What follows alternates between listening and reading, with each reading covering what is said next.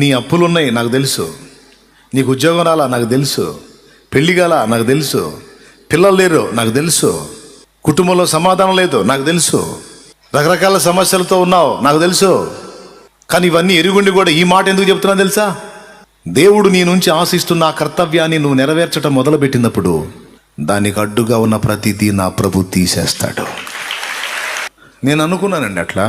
నేను అనుకున్నా, అరే ఇంతమంది త్యాగం చేసి నాకు యేసయ్యని పరిచయం చేశారు. అరే యేసయ్యని తెలుసుకున్న నేను నా స్వార్థాన్ని నేను బతికేస్తే మరి మిగిలిన వాళ్ళ సంగతి ఏంటి? నా పట్టణం సంగతి ఏంటి? నా ప్రజల సంగతి ఏంటి?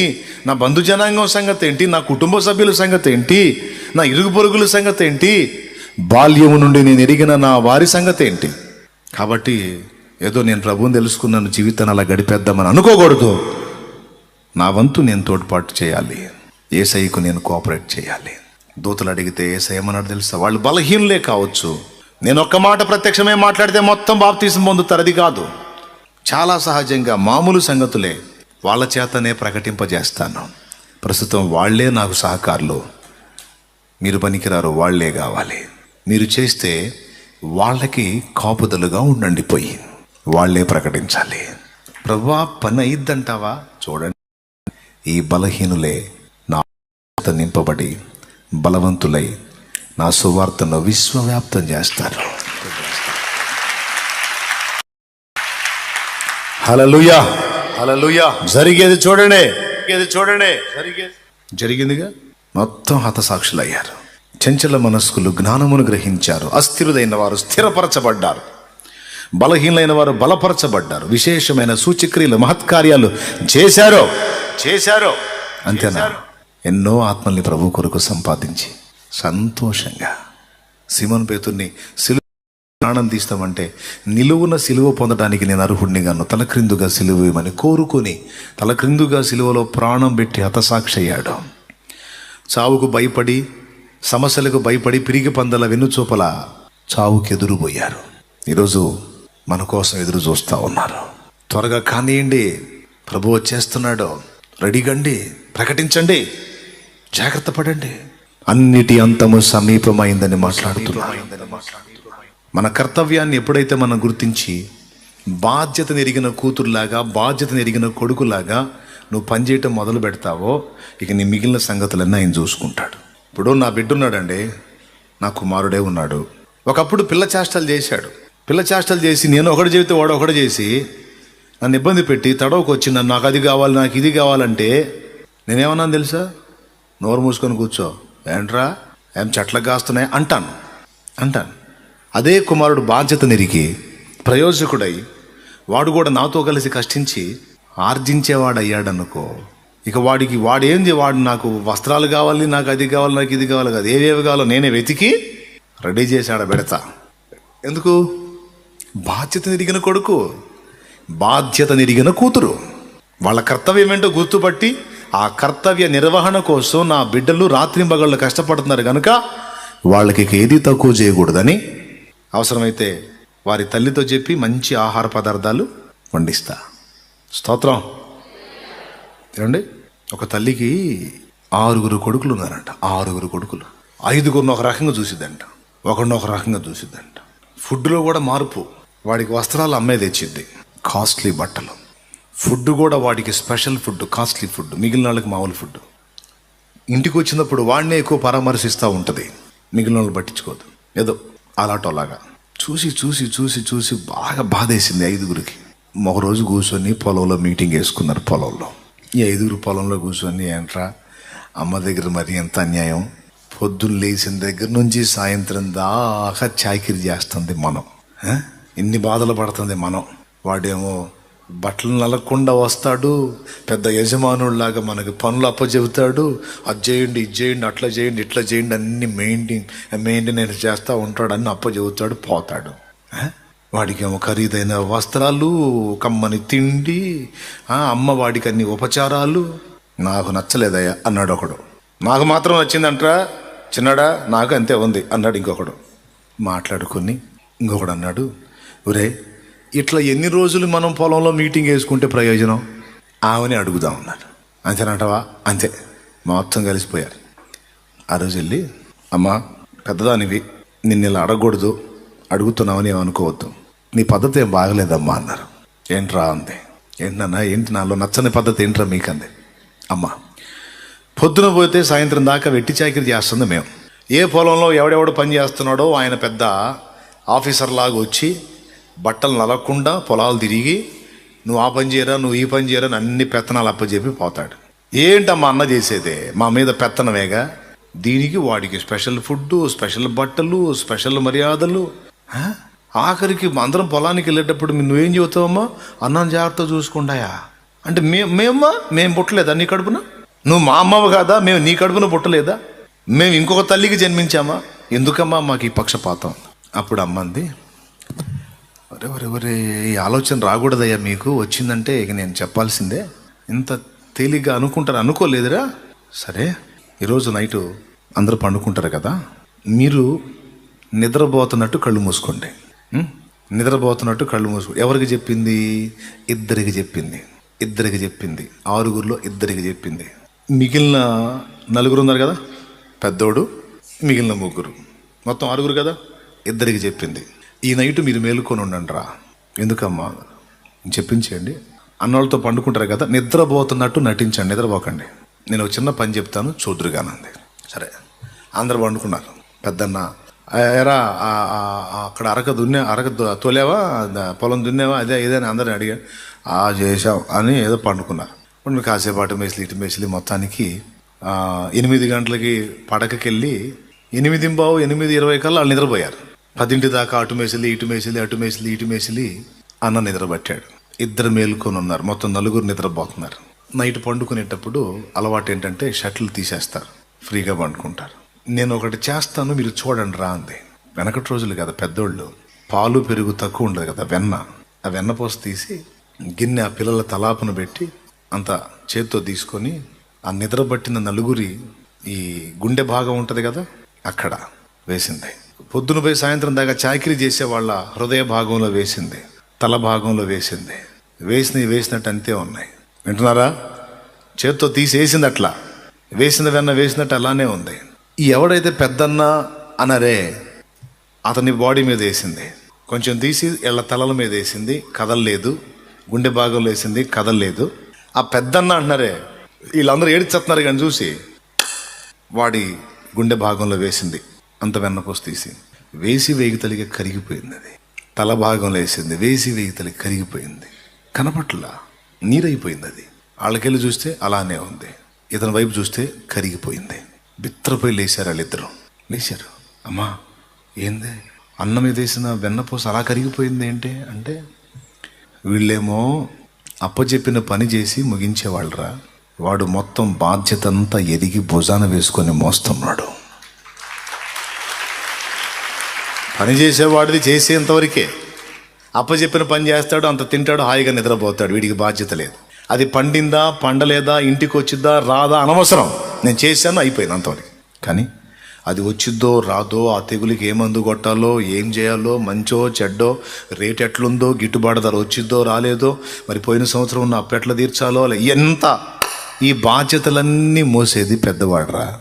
అక్కడ బాధ్యత నెరిగినవాడు. అందుకే బాధ్యత నెరిగి మోస్తున్న కొడుకు విషయంలో నేను ప్రత్యేకమైన శ్రద్ధ నిలుపుతా. ఇది తప్ప మీరు చెప్పండి అంది. నోరు మూసుకొని పొద్దున్నే పొలానికి వెళ్ళారు. మరి మీరేమంటారు? ఆ తల్లి బాధ్యత నెరిగిన కొడుకు విషయంలో ఎలా పట్టించుకుందో, ఆమెకంటే గొప్పడు కాదు ఆ పెద్ద ఆయన.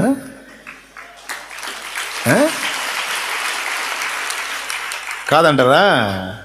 ఏమో నా విషయంలో అయితే మరి అంత తీవ్రంగా పట్టించుకున్నాడు. మరి నా సొంతాన్ని వెతికినప్పుడు నేను చాలా పొందాలనుకునే పొందలేదు, కానీ అవన్నీ పక్కన పడేసి కర్తవ్యం ఎరిగి బాధ్యత నెరిగి పని చేయటం మొదలుపెట్టినాక నేను అనుకున్నవి నాకు ఇచ్చాడు, నేను అనుకోనివి కూడా నాకు ఇచ్చి సంతోషపెట్టాడు నా యేసయ్య.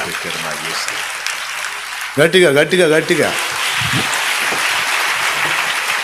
దైవ జనాంగం కావచ్చు, విశ్వాసులు కావచ్చు, పరిచారకులు కావచ్చు, అందరూ కూడా నేను చెప్తున్నా, ఆయన అన్యాయస్తుడు కాదు, నమ్మదగినవాడు. ఎప్పుడైతే నువ్వు కర్తవ్యాన్ని గుర్తించి బాధ్యత నెరిగి పనిచేయటం మొదలు పెడతావో, ఆలోచించటం మొదలు పెడతావో, ఇక నీ మీద ఆయన బాధ్యత తీసుకుంటాడు ఖచ్చితంగా. అసలు ఏమీ చేయనప్పుడే ఇప్పుడే ఎన్నో బాధ్యతలు తీసుకొని నీ పక్షాన్ని ఎన్నో కార్యాలు చేశాడు. అలాంటిది ఆయన నీకు అప్పగించిన బాధ్యతను చక్కగా నెరవేరిస్తే ఆగుతాడండి. చాలాసార్లు చెప్పా, మళ్ళీ ఒకసారి గుర్తు చేస్తా. ఇది కూడా ఎద్దు వ్యవసాయానికి సంబంధించిందే. పొలంలో పని మొదలు పెట్టేటప్పుడు రైతు ఫస్ట్ పొలంలోకి అడుగు పెట్టేది ఎద్దు. అవునా? ఎద్దా కాదా? బండి పోవాలన్నా ముందు ఎద్దు అడుగు పెట్టలేకండి, అరక పోవాలన్నా ఎద్దు అడుగు పెట్టలేకండి, ఎరువు చల్లాలన్నా ఎద్దే అడుగు పెట్టలేకండి. రైట్. పొలం పని ప్రారంభమయ్యేటప్పుడు ఎద్దు పొలంలోకి అడుగు పెట్టిద్ది. పొలమంతా పండి కుప్పగొట్టి బస్తాలకు ఎత్తి గింజ ఇంటికి చేర్చేది కూడా ఎద్దే.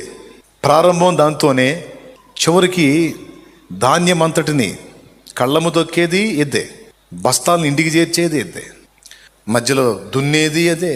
వ్యవసాయం అంతా దాంతోనే నడవాలి, పనంతా దాంది చాలా వరకు. అవునా? ఒక రైతు 10 ఎకరాలు వరి పొలం వేసాడు అనుకో. ఎకరానికి బాగా పండింది 40 బస్తాలు అయింది అనుకుందాం. 40 బస్తాలు. 10 ఎకరాలకి ఎన్ని బస్తాలు? 400 బస్తాలు. 400 బస్తాలని చక్కగా మెట్టుగడితే ఒక 4 సెంట్ల స్థలం ఎక్కువ అయిపోయింది. 4 సెంట్ల స్థలం కాదా? ఎక్కువ. గట్టిగా ఒక 3 సెంట్ల స్థలం సరిపోయింది. చక్కగా 400 బస్తా మెట్టు కట్టేయచ్చు స్లాబ్ కంట. కనీసం 4 సెంట్లు వేసుకో. 4 సెంట్ల స్థలం, సెంటుకు వచ్చి 48 గజాలు.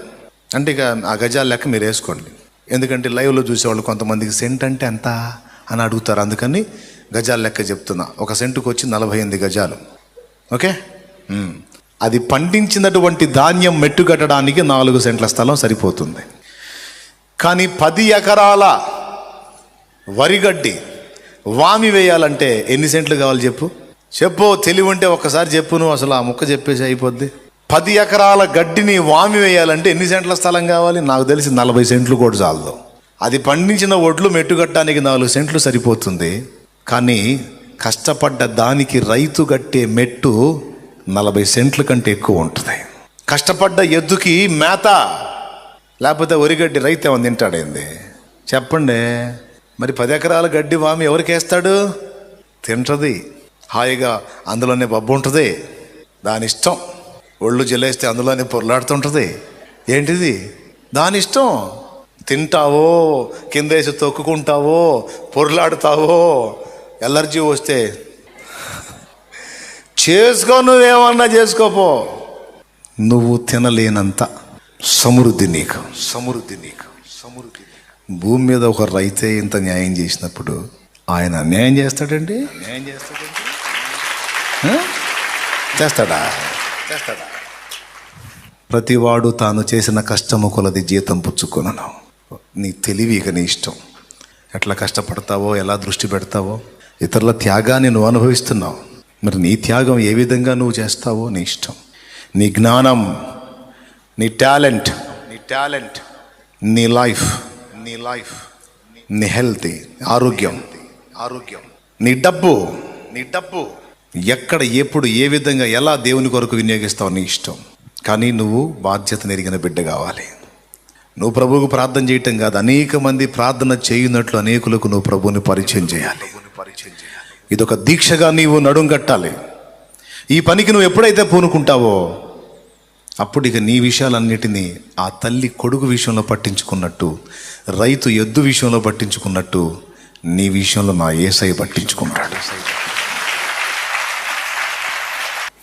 ప్రకటించేవాడు వెళ్ళి ప్రకటించకపోతే వినేవాడు వినటం ఎక్కడ?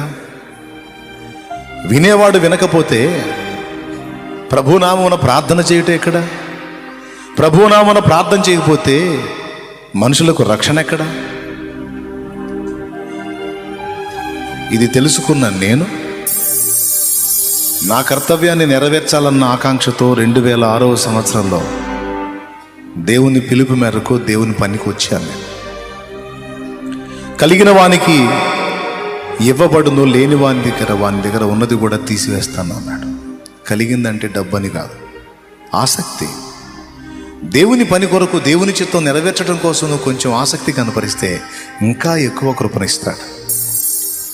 ఉండాల్సిన స్థాయిలో ఆసక్తి లేదనుకో, ఉన్నది కూడా పోతుంది. కాబట్టి ప్రియమైన దేవుని బిడ్డలారా, అప్పులు, తిప్పలు, బాధలు, వ్యాధులు, రోగాలు, నొప్పులు, సమస్యలు, కలతలు, కష్టాలు, కన్నీళ్ళు, ఉద్యోగ ప్రయత్నాలు, ఇవన్నీ తెలుసు నాకు. వాటిని గురించి ఇవన్నీ మీకు ఇచ్చేస్తాడు యేసయ్య అని చెబితే ఎంత హాయిగా ఉంటుందో. నేను చెప్పను. దేని మీద దృష్టి పెడితే ఆ విషయాల్లో కార్యం జరిగిద్దో ఆ రహస్యం చెబుతా. యేసయ్య చెప్పాడు, నాకేం తెలుసు. మత్తయి సువార్త 6లో మీరు మొదట డబ్బుని, ఉద్యోగాన్ని, సంపదల్ని, ఇహ అవసరతల్ని వెతకండి, మీకు ఇస్తాడు అన్నాడా? ఆయన నీతిని, రాజ్యమును మొదట వెదుకుడి, పిదప మీకు కావలసినవన్నీ ఆయన ఇస్తాడని చెప్పాడు. ఉద్యోగం లేదు, ఇస్తాడు. అరే దేవుడు లేడనే నాస్తికుడికి ఉద్యోగం ఇచ్చిన దేవుడు, దేవుడు ఉన్నాడని నమ్మి విశ్వసించి రక్షణ పొంది దేవుని మార్గంలో సాగుతున్న నీకెవడా? ఎవరు చెప్పారు ఎవడని? మరి నిశ్చయముగా నీకు ఇస్తాడు. దేవుడిని ఒప్పుకొని నాస్తికులకు సంతానాన్ని ఇచ్చిన దేవుడు నీకెందుకు ఇవ్వడు? దేవుడు ఎవడరా దేవుడని వెర్రవీగేట నాస్తికులకు అప్పులు తీర్చిన దేవుడు మరి నిశ్చయముగా విశ్వాసమైన నీకు అప్పు తీర్చును కదా. దేవుడిని ఒప్పుకొని మూర్ఖులైన నాస్తికుల్ని ఆర్థికంగా దీవించిన దేవుడు ఆయన బిడ్డవైన నిన్ను దీవించుకొని ఎందుకుంటాడు? మరి నిశ్చయముగా వారికంటే విస్తారంగా నిన్ను దీవించును కదా. దీవిస్తాడు, అంతే. దీవిస్తాడు లేదా? ఎంతమందికి ఉంది విశ్వాసం? ఎప్పుడు ఈ మాట అన్నది, అరే నాస్తికులకు అన్ని సహాయాలు చేసిన దేవుడు నాకు చేయడా? మరి నిశ్చయంగా చేస్తాడు. దిగులు పడద్దు. అయి కాదు ఆలోచించాల్సిందే. నా యేసుని ఇతరులకు పరిచయం చేయడానికి నేను ఎంత కృషి చేయాలి, ఎంత ప్రయాసపడాలి, నాకు ఇవ్వబడిన తలాంతుల్ని ఎలా వినియోగించాలి, దేవుడిచ్చిన అవకాశాలను అందిపుచ్చుకొని ఎలాగ ప్రభువుని లోకానికి పరిచయం చేయాలి, ఏం తిందాం, ఏం తాగుదాం, ఏం అనుభవిద్దాం, వాళ్ళతో వీళ్ళతో కలిసి లైఫ్ని ఎలా ఎంజాయ్ చేద్దాం, ఈ చెత్త వ్యవహారం తీసి పక్కన పెట్టేశాయి. ఆ చెత్త వ్యవహారాల్లో సాగటానికి నువ్వు చెత్త సంబంధివి కాదు, నువ్వు దేవుని సంబంధివి.